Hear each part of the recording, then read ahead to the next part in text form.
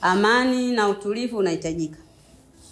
Tufanye kikao chetu kwa amani na kwa upendo, kisha kwa amani, kisha kwa utulivu bila fujo. Asante. Hapo mjumbe naomba niongee.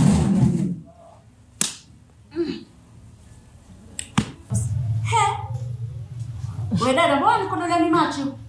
Unanijua sana, tumekutana kwenye kikosi, mbona unanijua sana dada samahani Binti, hapa tukuja kuchambana. Tumesema tuongee vikao cha ukweli. Endelea.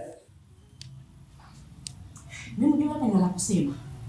Maana mume wangu amekaa kimya, yani kama vile nini kinachotokea. Amekaa kimya muda mjumbe ni kitu ambacho hujui.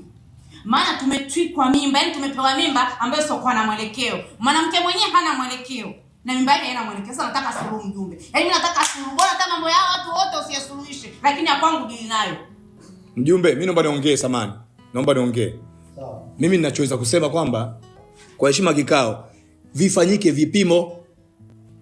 vipimo vya DNA ili ujulikane wewe ujauzito ni wa nani. Maana haya mambo ya kupewa hayafai. Kila siku mtu anapewa mikaza mara hivi makauzibi yamejaa kibao ndani. Hapo mjumbe nilikuwa na wazo. Mjumbe, mimi niko tayari. Ila ninachotaka kujua ni tu kwamba mimi ni mzazi wa shari au wa heri. Mjumbe, mimi sina mimba ya gogo. Alafu nitaka kusema kuhusu mama mtaani. Usiku wajifanya kupenda, asubuhi wanakana, sio kama matatizo gani? Sikize bwana. Naona nini mmeshaongea kuna sisi na jambo letu. Hebu vua mioni hiyo. Hakuna sheria kama hiyo iliyoandikwa. Kuna sheria. Wewe mbona huidela hiyo? Chana mimi. Vua mioni yako hiyo, tuone macho yako hayo.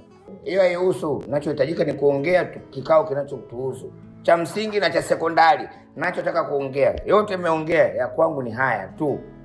Mimi ndo nawakobolea unga hao. Mimi ndo nawasagia kila kitu na kuwapa vyakula na kuwapa matumizi ya nyumbani kwao. Mimi ninachokiomba kimoja tu mjumbe. Naomba niandikwe hapa kama mdhamini wa hizo mimba.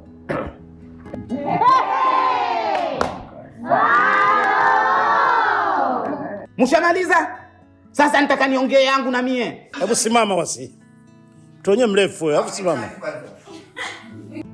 Sasa mjumbe nisikilize.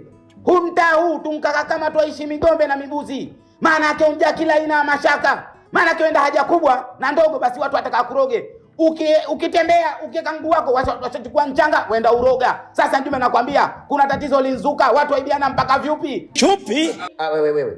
Usiongee lugha hiyo, ongea lugha ya kifasaha. Sema nguo za ndani, acha upumbavu.